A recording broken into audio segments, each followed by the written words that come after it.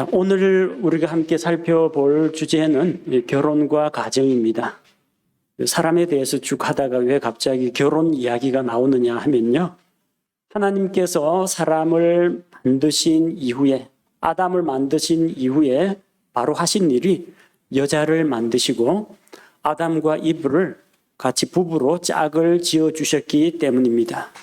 그리고 다른 동물들, 또 하늘에 있는 영적인 존재들과는 달리 하나님께서 가정에 대한 계획을 가지고 계셨고 결혼이라는 방법을 통해서 가정을 이루게 하셨기 때문입니다. 그래서 결혼 제도라는 것은 하나님께서 사람을 위해서 친히 만들어 주신 제도입니다. 동물들도 본능에 따라서 짝짓기를 합니다. 그리고 번식을 합니다. 그러나 사람이 이루는 가정과는 차이가 있습니다. 동물들 가운데는 평생 짝을 버리지 않는 그런 동물도 있습니다. 또 그들 가운데는 수컷이 여러 마리의 암컷을 거느리기도 하고 또 암컷이 무리의 우두머리가 되는 모계 사회를 이루는 그런 동물들도 있습니다. 그런가 하면은 단순히 본능에 따라서 교미를 한다 하면은 그 다음에는 암컷과 새끼만 남겨두고 수컷이 떠나버리는 그런 동물도 있습니다.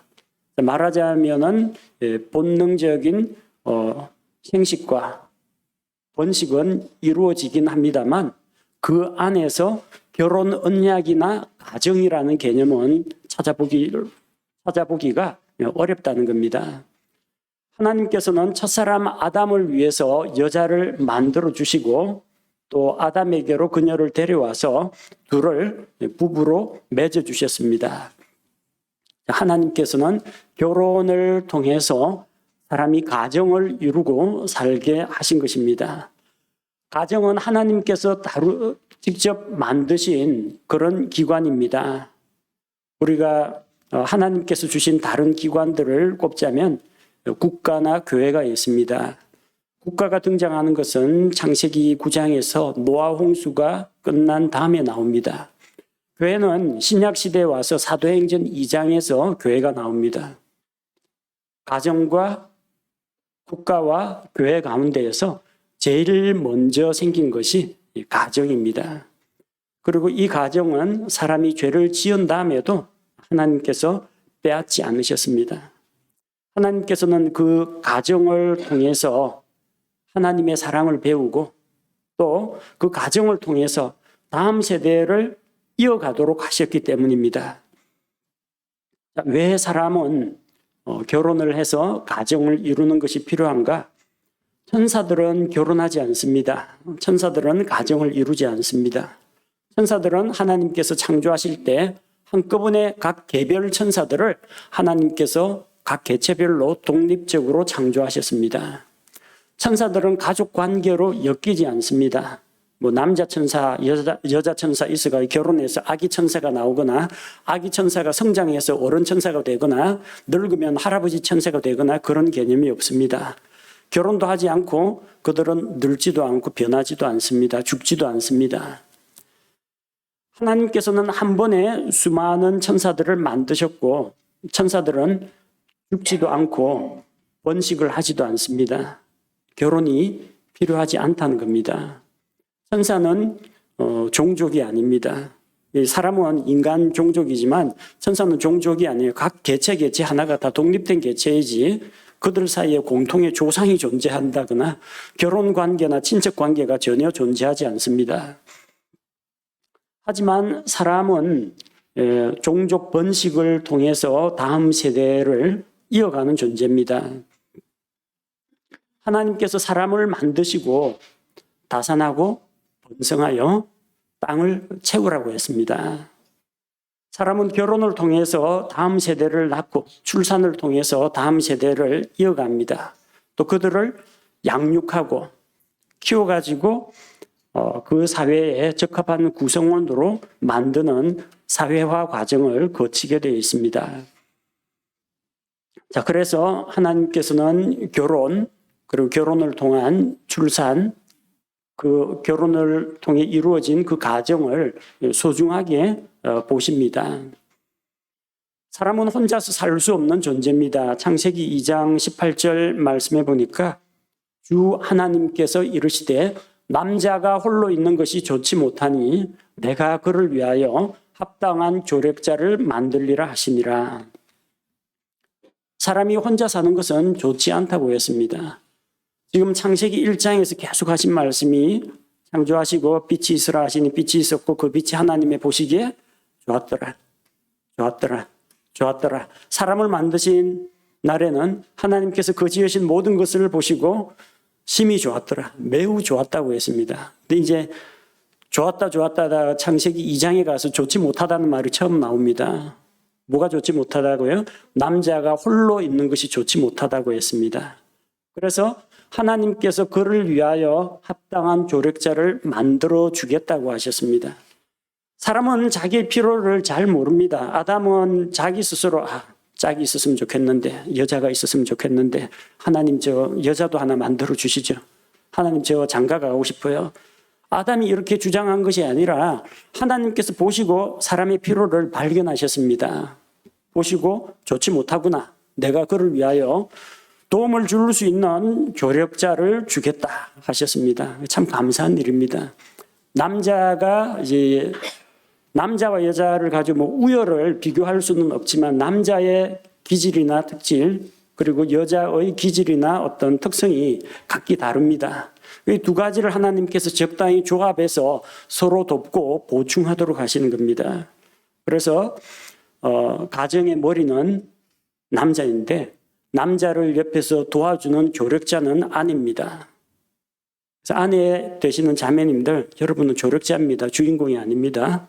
의사결정과 함께 모든 것을 책임지고 뒷감당하고 이런 거는 남자가 해야 됩니다. 요즘 좀 시대가 조금 바뀌어가지고 여성의 역할도 더 많아지고 또 남자도 여성화되고 여성도 남성화되는 그런 경향도 있다고 합니다. 그러나 기본적인 성경의 원리는 남자가 가정의 머리고 여자는 조력자입니다. 여러분 조력자라고 하니까 나는 그럼 보조수단이야 하고 불쾌하게 생각하는 그런 분들이 있을 수가 있는데 여러분 저 도움을 받는 사람하고 도움을 주는 사람하고 누가 더 똑똑할 것 같아요? 도움 주는 사람이 똑똑하죠. 나보다 못한 사람한테 내가 도움 받을 필요가 뭐 있습니까? 나 혼자서 하면 되지. 그러니까 나보다 더 도움을 줄 만한 나보다 더 나은 사람을 조력자로 붙여줍니다. 남편 형제님들 그걸 기억하시기 바랍니다. 내가 모자라니까 하나님께서 조력자를 주신 거다. 그 조력자의 조언을 듣는 것을 신경질 내거나 자존심 상한다거나 그렇게 생각해서는 안 돼요. 필요하니까 주신 거고 조력을 할 수 있기 때문에 조력자라고 하신 겁니다. 자매님들의 역할이 상당히 중요합니다. 결정을 내리고 나중에 일을 집행하고 책임지는 것은 남자가 해야 되는데 그 과정에서 남편이 실수하지 않도록 넘어지지 않도록 모자라는 부분들을 채워주는 것이 이 결혼한 자매들이 해야 될 일이라는 겁니다. 자, 하나님께서 만드신 그런 가정의 특징, 성경적인 원리는 어떤 것인지 살펴보면은 창세기 2장 24절 말씀에 기록되어 있습니다. 그러므로 남자가 자기 아버지와 어머니를 떠나 자기 아내와 연합하여 그들이 한 육체가 될지니라. 가정은 한 남자와 한 여자의 연합으로 이루어지는 겁니다. 즉 하나님께서는 한 남편 한 아내가 한 가정을 이룬다고 하셨습니다. 일부 일처 제도를 이야기하는 겁니다. 물론 이전에는 우리 옛 조상들도 남자가 권력이 있고 또 재력이 있고 그러면은 여러 여자를 거느리는 그런 경우가 있었습니다. 일부 다처를 하는 그런 경우도 있었습니다. 옛날에 양반가의 첩이나 소시를 드리고 하는 거 있죠. 근데 현재 우리나라 대한민국 법에 의하면은 중혼은 불법입니다. 한 남자와 한 여자의 결혼이 한 가정을 이루는 겁니다. 반대로 티벳 지역 같은 데는 일처다부제, 아내 하나를 두고 형하고 동생하고 공유하는 그런 경우도 있고 한 여자가 여럿을 거느리는 그런 경우도 있습니다. 그것도 하나님께서 만드신 방법은 아닙니다. 첩을 놓는다든지 부인을 열어둔다, 이것은 성경적으로 옳지가 않다는 겁니다.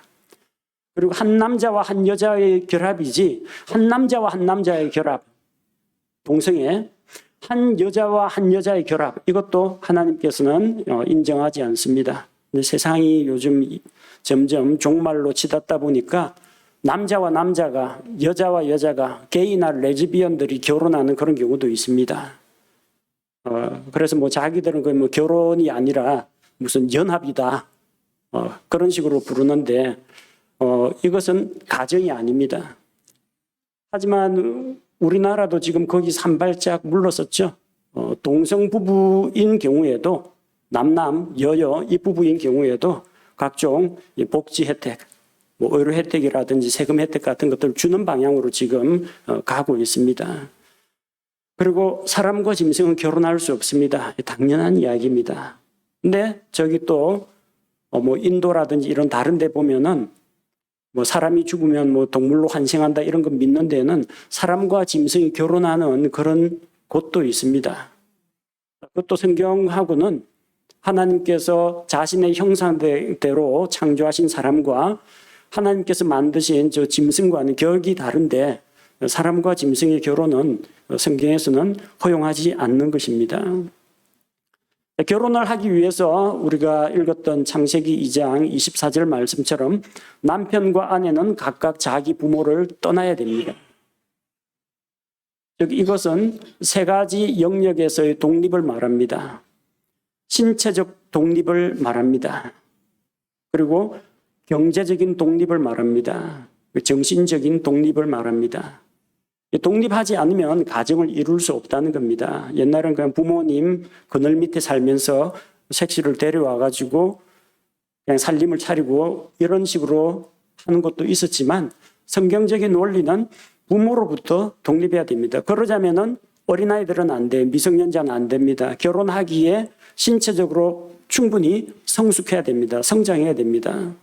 또 경제적으로도 독립해야 됩니다. 경제적으로 독립하지 못하고 계속 부모님 밑에서 그 그늘에서 손 벌리고 살고 그러다 보면요, 결국은 자기 힘으로 가정을 세우지 못해서 그 부모님에게 자꾸 의지하고 이러다 보면 그 가정은 나중에 부모님의 입김, 영향력을 받을 수밖에 없습니다. 간섭할 수가 있어요. 경제적으로 독립하지 못하면. 정신적인 독립 마찬가지입니다. 독자적인 인격체로 하나님 앞에서 개인이 우뚝 서야 됩니다. 그래서 스스로 홀로서기를 할 수 있는 두 사람이 서로 마주 볼 때 결혼하고 가정을 이룰 수가 있습니다. 그 중에는 마마보이 같이 자기 엄마한테 자꾸 의지하거나 우리 엄마가 너하고 놀지 말래, 뭐 이런 식으로 어릴 때 많이 그러죠. 근데 나중에 컸어도 엄마가 너하고 사귀지 말래. 당사자가 만나가지고 결정을 해야 되는데 자기 엄마의 품을 떠나지 못한 거나 뭔가 좀 부부간에 안 좋은 일 있으면 쪼르르 친정 달려가지고 다 일러 바쳐가지고 사위하고 장모 사이에 싸움 붙여놓고 이러면 안 된다는 겁니다. 정신적으로 독립해야 돼요. 물론 이건 부모님을 버리라는 이야기가 아닙니다. 부모님을 부모님으로 인정하고 공경하고 대접은 해드리되 자기 가정에서 일어나는 이런 이 한 남자와 한 여자 가정을 이루는 남편과 아내의 몫이라는 겁니다. 그러지 못하고 다른 사람을 의지하거나 다른 가정을 의지하게 될 경우 가정이 굳게 서지 못하게 된다는 겁니다. 자, 그래서 결혼 정년기를 앞두고 있는 분들, 또 장차 결혼을 희망하고 있는 학생들, 또 우리 청년들은 꼭 기억하시기 바랍니다. 신체적으로도 성숙해야 됩니다. 한 가정을 책임질 수 있을 정도로 자기가 먼저 자라야 됩니다. 영적으로도 성장해야 됩니다. 정신적으로도 부모님 도움 없이도 설 수 있도록 준비가 되어야 합니다. 직장을 가지고 경제적인 문제는 자기 스스로 해결할 수가 있어야 됩니다. 그리고 남편과 아내는 하나로 연합해야 합니다. 하나로 연합한다는 것은 신체적이고 또 정신적이고 영적인 영역을 모두 이야기합니다. 둘이 한 육체가 된다고 했습니다. 분명히 남자와 여자 별개의 몸입니다. 근데 둘이 한 육체가 된다고 했습니다. 자, 이것은 어떤 신체적인 결합만을 이야기하는 것이 아닙니다. 이 둘이 한 육체라는 것은 부부는 한 몸이라는 이야기입니다. 한 몸이라는 것은 무엇을 말합니까? 내가 내 몸을 위해서 투자하고 애쓰는 만큼 배우자의 몸, 배우자의 입에 들어갈 것, 배우자가 입을 것까지도 내가 같이 돌봐야 됩니다. 배우자가 아프다고 하면 내가 같이 아파할 줄 알아야 되고 그 아픔을 같이 해결해 줄 수 있어야 하고 기쁜 일이 있으면 덩달아 기뻐하고 축하해 줄 수 있어야 되고 슬픈 일이 있으면 함께 위로해 줄 수가 있어야 됩니다. 한 마음 한 뜻이 되어야 한다는 겁니다. 몸도 하나요, 마음도 하나가 되어야 한다는 겁니다. 둘이 한 육체이기 때문에 이것은 두 육체가 살아있는 동안은 이 관계가 깨어지지 않습니다. 만약에 어떤 사고나 질병으로 한 육체가 세상을 떠났다. 그러면은 둘이 한 육체가 된다라고 하는 이 결혼 언약이 깨어집니다. 그때는 결혼 언약에서 자유로웠기 때문에 재혼을 하는 것도 가능합니다. 그러나 현재 내 배우자가 아직 죽지 않았다면은 둘이 한 육체이기 때문에 다른 사람하고 결혼할 수가 없다는 이야기입니다. 죽을 때까지 하나라는 거예요. 결혼의 유효기간이 언제까지겠습니까? 검은머리 팥불이 될 때까지요. 옛날 주례 선생님들이 많이 그랬어요. 검은머리 팥불이 될 때까지 해로하라고 했는데 그러니까 나중에 흰머리 나니까 바람 피더라고요. 아들, 딸 시집장가 보냈고 이제 부끄러울 것도 없고 신경 쓸 것도 없고 이제 한눈 팔기 시작해가지고 꼭 황혼 이혼이 늘어납니다. 그 주례 선생님이 잘못한 거예요. 죽을 때까지 너희는 하나다라고 해야지 검은머리 팥불이 이렇게 이야기하니까 검은머리가 팥불이 되니까 바람 피고 이혼하는 사람들이 나온다는 겁니다. 결혼의 유효기간은 죽을 때까지입니다. 죽을 때까지 끊어지지 않습니다. 그것이 둘이 한 육체가 된다는 의미입니다. 두 육체 가운데 한 육체가 죽어야 이 결혼 생활이 끝나는 겁니다. 그 자세한 내용은 고린도전서 7장이나 또 우리 로마서 7장 말씀을 참고하시기 바랍니다. 자, 그리고 정신적인 결합도 있는데 부부가 결혼한 것이 그냥 같이 밥 먹고 한 집에서 살고 뭐 이러는 생활 공동체, 경제 공동체 그것만은 아니죠. 서로 간의 대화가 통해야 됩니다. 서로 간의 호감을 느끼고 소통을 하고 교제를 할 수가 있어야 됩니다. 마음속에 있는 생각들을 털어놓고 비밀도 털어놓고 공개하고 마음과 뜻을 나눌 수가 있어야 됩니다. 서로 혼과 혼이 소통되는 그런 관계여야 합니다. 오늘 소울이라고 하죠. 소울.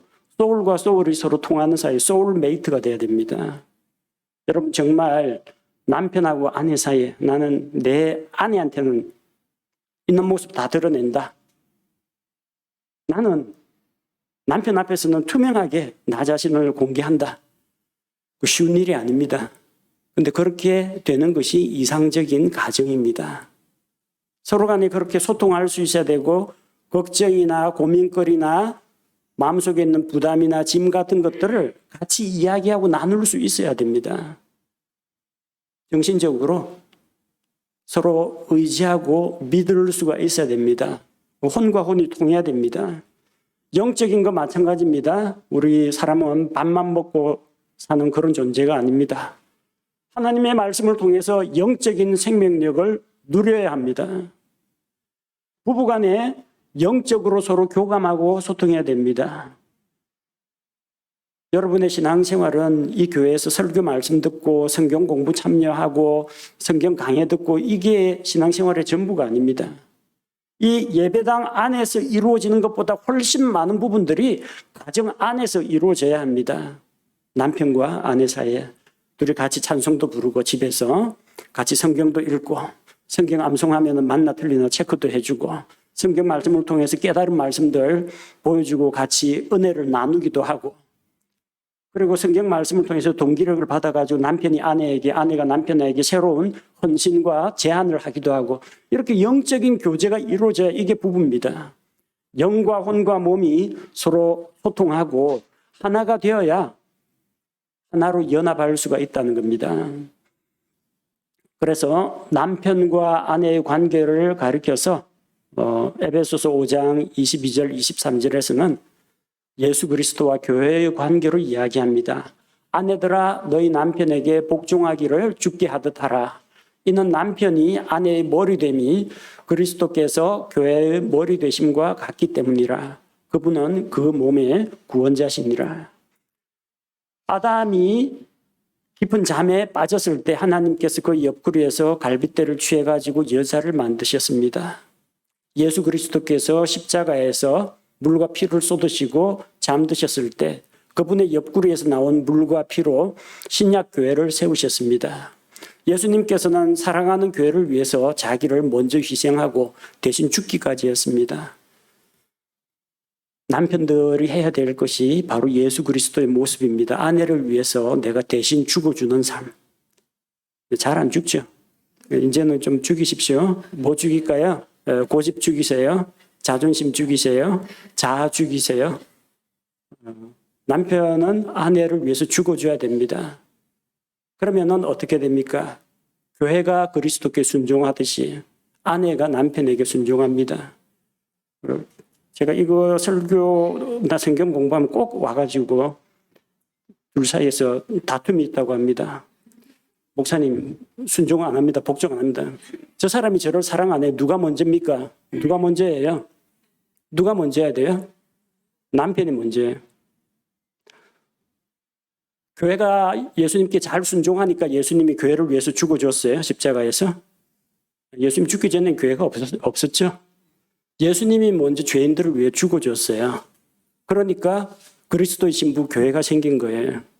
그냥 죽으려면은 아내가 죽어야 되는 게 아니라 남편이 먼저 죽어야 됩니다. 남편이 죽어가지고 희생을 해야 그 사랑에 감격을 해서 교회의 순종, 아내의 순종이 나오는 겁니다. 어째 형제님들 인상이 좀 안 좋습니다. 성경적으로 이게 맞습니다. 자, 그럼 자녀는 어떻게 되느냐? 우리 가정하면 남편, 아내, 아들, 딸, 그 모시고 있는 부모님까지 다 이야기하는데 자녀는 성경에서 가정의 필수 요소는 아니라고 했습니다. 그래서 24절에 보니까 그러므로 남자가 자기 아버지와 어머니를 떠나 자기 아내와 연합하여 그들이 한 육체가 될지니라. 그 다음에 뭐가 나와요? 마침표가 나옵니다. 둘이 한 육체가 될지니라 끝 마침표입니다. 이거를 잘못 이해하신 분들은 이제 자녀까지도 가정의 구성 요소로 넣다 보니까 특히 우리나라 같은 전통적인 사회에서는 아이를 못 낳으면은 여자가 무슨 죄를 지은 것처럼 칠거지약해가지고 쫓아내거나 처벌 넣는 것도 정당화되고 그러는데 아이는 가정의 필수 요소가 아닙니다. 가정의 필수 요소는 한 남자와 한 여자, 남편과 아내입니다. 그럼 자녀는 뭡니까? 그건 선물입니다. 선물. 자녀는 하나님의 선물이라고 시편 127편 3절에 나옵니다. 보라 자식들은 주의 유산이요 태 열매는 그분의 보상이로다. 그래서 자녀가 있을 수도 있고 없을 수도 있습니다. 있으면 그냥 감사한 거고 없으면 또 없는 것 그것으로 인해서도 감사할 수가 있어야 됩니다. 중요한 것은 남편과 아내입니다. 아이 못 낳는 그것이 어떤 죄가 되거나 그 결혼 상태를 계속할 수 없는 치명적인 사유가 되지는 못한다는 이야기입니다.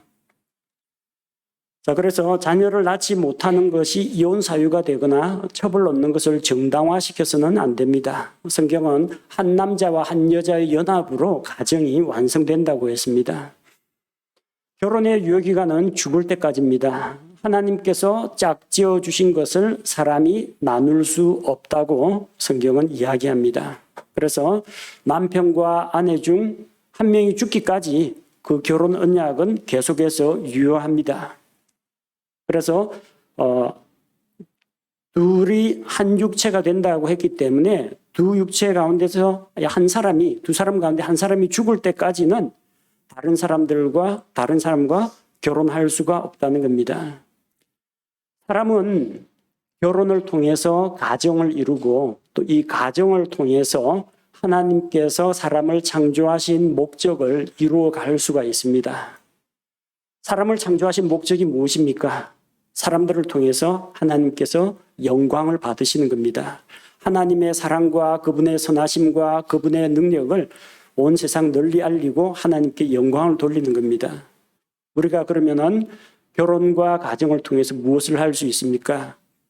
하나님께서 말씀하신 대로 결혼을 통해서 다음 세대를 출산하고 그들을 하나님의 진리의 말씀으로 양육하여 우리의 신앙을 물려주고 하나님의 어떠하심과 그분의 선하신 인도를 자녀들에게 가르치고 그 자녀들의 구원자 하나님을 만나고 하나님께 예배하고 영광을 돌릴 때 우리가 그 창조의 목적에 맞게 살아가게 되는 것입니다. 또 이 가정은 하나님께서는 이 가정을 통해서 하나님을 배우게 했습니다. 아낌없이 주는 사랑, 값없이 희생하는 사랑, 그것은 하나님의 사랑입니다. 사람은 이기적인 존재로서 그렇게 할 수가 없습니다. 그런데 가정 안에서는 이게 가능합니다. 남편은 아내를 위해서 희생하고 아내는 남편을 위해서 헌신적으로 섬기고 봉사합니다. 이 사랑의 관계를 통해서 하나님께서는 가정을 통해서 사람들이 하나님을 만날 수 있도록 하나님의 사랑을 깨달을 수 있도록 하신 겁니다. 자녀를 출산해서 키워보면은 처음으로 이제 아버지나 엄마가 되어보면 이 자녀들이 자라는 것, 그 자라는 자녀들을 양육하는 것을 통해서 부모의 마음을 배웁니다. 우리는 부모가 되기 위해서 무슨 과목을 수강하거나 어디서부터 부모 되는 법을 배운 사람들이 아닙니다. 우리에게 자녀가 태어나면서 부모가 되었고 그 부모로서 자녀를 보살피면서 부모의 마음을 배우게 됩니다. 그 자녀를 보살피는 그 과정을 통해서 우리는 하나님 아버지께서 자기 자녀들을 돌보는 아버지의 마음을 배우게 되는 겁니다. 가정은 하나님의 사랑을 알고 또 그 사랑을 실현하는 실천의 장이 되는 것입니다. 그래서 사람에게는 가정이 필요하고 또 그 가정을 통해서 하나님을 만나고 하나님을 가르치고 또 하나님을 전파하는 가정이 작은 선교 기지가 되어야 합니다. 오늘 결혼과 가정에 대해서 우리가 살펴보았습니다. 가정은 하나님께서 만드신 기구입니다. 결혼 제도를 통해서 하나님은 사람이 가정을 이루어 가게 하셨고 그 남편과 아내의 사랑으로 이루어진 그 가정을 통해서 예수 그리스도의 희생의 사랑과 하나님 아버지의 보살피시는 사랑을 알게 하셨습니다. 가정을 가지신 분들은 하나님께 감사를 드리시고 나는 과연 우리 가정은 하나님의 목적에 맞게 재기능을 하고 있는가 돌아보시고 앞으로 가정을 이루게 될 우리 어린이들, 학생들 또 청년들은 하나님 앞에서 내가 한 가정을 이루기 위해서 어떠한 모습으로 훈련받고 준비되어야 할 것인지 생각하고 미래의 배우자와 가정을 위해서 기도하시기 바랍니다. 함께 기도하겠습니다. 아버지 하나님, 말씀을 통해서 우리 사람이 어떤 존재인지 보여주시니 감사를 드립니다. 사람은 홀로 살아갈 수가 없고 가정을 통해서 필요한 것들을 공급받고 가정에서 안식을 누리며 보호를 받으며 또 삶을 함께 나누며 또 교제가 이루어지는 것임을 살펴보았습니다. 하나님께서 주신 가정을 우리가 소중히 하게 하시고 하나님 앞에서 세운 결혼 언약을 신성하게 생각하며 결혼 언약을 끝까지 지켜나갈 수 있도록 도와주옵소서. 우리의 가정이 하나님 앞에서 건강하게 하시고 남편과 아내의 사랑이 더 깊어지게 하시며 자녀들이 부모로부터 하나님의 사랑을 간접적으로 경험하게 하시고 우리의 믿음과 신앙이 다음 세대까지 이어질 수 있도록 하옵소서. 점점 출산율은 줄어들어가고 세상의 영향력이 더 높아지는 가운데 우리 교회 각 성도들의 가정이 믿음 안에서 굳게 서게 하시고 앞으로 가정을 이루게 될 우리 학생들, 청년들 하나님 앞에서 자기의 신앙을 돌아보며 영적으로 또 신체적으로 경제적으로 독립하여 우뚝 설 수 있도록 주님께서 훈련시키시고 성장시켜 주옵소서. 우리의 삶의 전 생애를 통하여서 하나님께서 영광 받으시기 원하며 예수님 이름으로 기도합니다. 아멘.